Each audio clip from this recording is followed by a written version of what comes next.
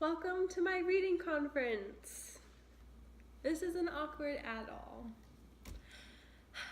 Okay, I would like to begin today by saying that the past 2 months that we've been in school, I have seen tremendous growth in my reading and writing, compared especially to my class last year in AP Comp.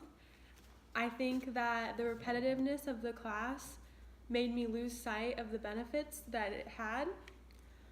This class is not as repetitive at all, and it definitely keeps me on my toes, and the reading journal especially is me almost competing with myself to be a better writer and a better reader.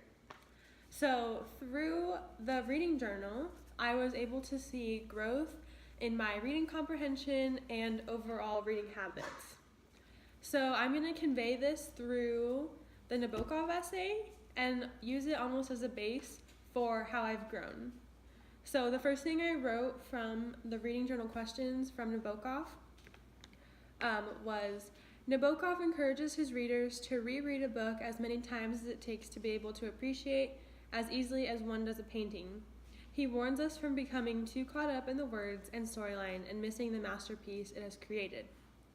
So I took this to be very personal to myself because I tend to get very caught up in details, and this I kept in the back of my mind for all the other stories that we've read so far, because if you are getting too caught up in the details, then often you lose sight of the purpose and themes of the text. The next thing I wrote was, moreover, a good reader does not begin a book with any assumptions to the text and allows the information to come through their tingling spine. So this is another thing that I would struggle with as a reader, is in everything I read, I would find one character and totally associate myself with them and read it through their point of view. But the purpose of reading through Nabokov's theories is that we should immerse ourselves into the world that the author has created and do that through their own words and not make any assumptions on our part. So the first place that I see growth in my writing is the Canterbury Tales by Chaucer.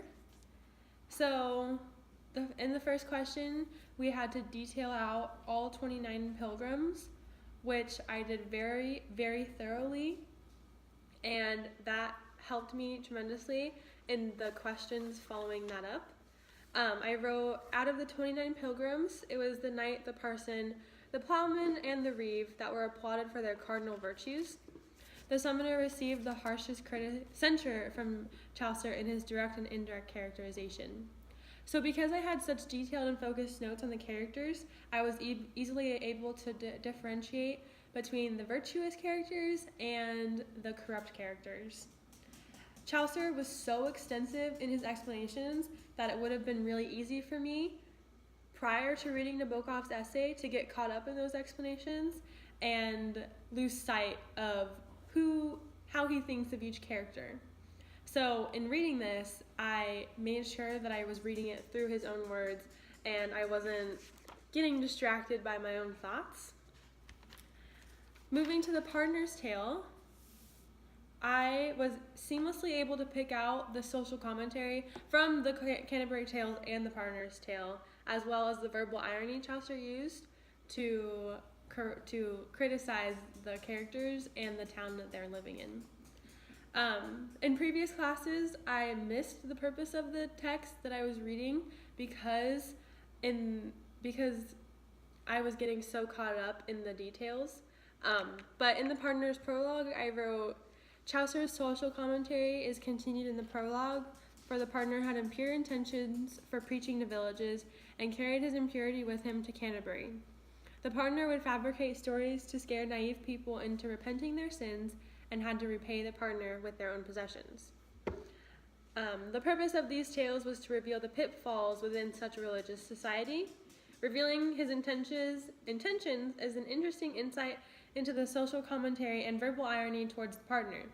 This prologue proves the pardoner has no sense of moral character or remorse for his actions and believes he is being sly and guilting his fellow pilgrims to repentance.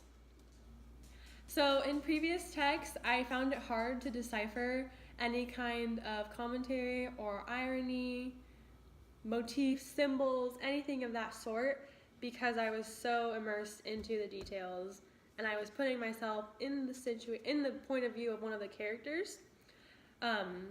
So I just always had in the back of my mind not to do that, to be focused. Moving to Francine Prose's. I'm back. I ran out of storage. But now we're moving on to Prose's essay. So the only other pieces that we had read at this point were fiction texts, and I definitely grew in reading fiction texts, and I found them to be way easier to decipher. So I was excited to reread my reading journal questions and see if I grew as a critical reader for nonfiction texts, which I think I did, very much so. Prose was very detailed, and she included a lot of personal anecdotes about her life as a teacher and student. But despite all of that, I still found it very easy to remain focused on the argument. I wrote, taking away the extra details and evidence, Prose wrote a very concise piece on the details of reading like a writer. Hi.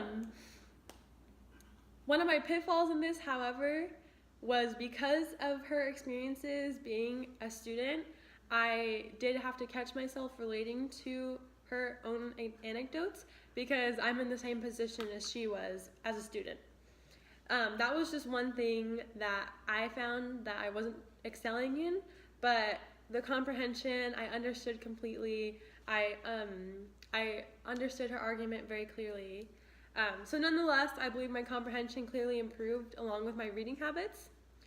So as for my reading habits, which also go back to Nabokov, I am much more motivated to take detailed notes as I write. It was not a cohesive transition from never doing that, because it is something awkward to do, to stop reading in the middle of a paragraph or a sentence and jot something down and then continue on as if I'm still in that same mindset.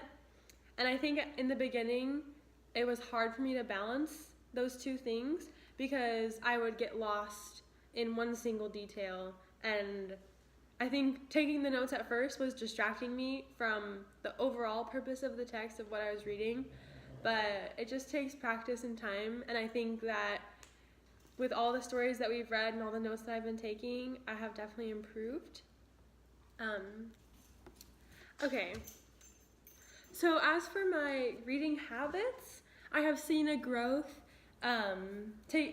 Using Nabokov's essay as the base, he writes that a good reader must be imaginative, able to memorize, have access to a dictionary, and have artistic sense.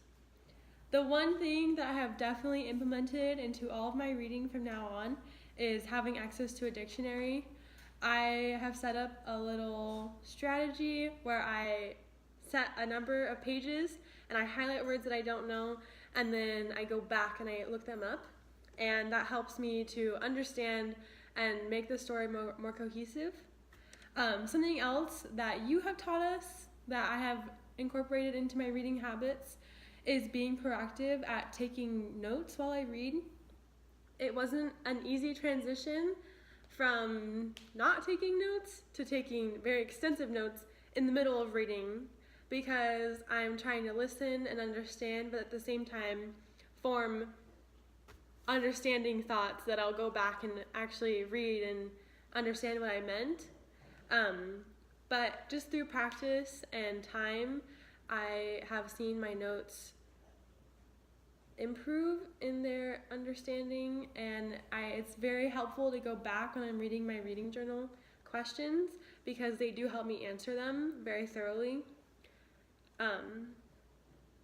Reading over my reading journal questions enabled me to visualize my growth as a critical reader. The tedious work is forcing me to be detailed so that I can ensure my analysis is thorough and correct. I have by no means perfected being a critical reader, but the journal is definitely leading me on the right path to having the correct habits and being able to comprehend any story that we read. Thank you.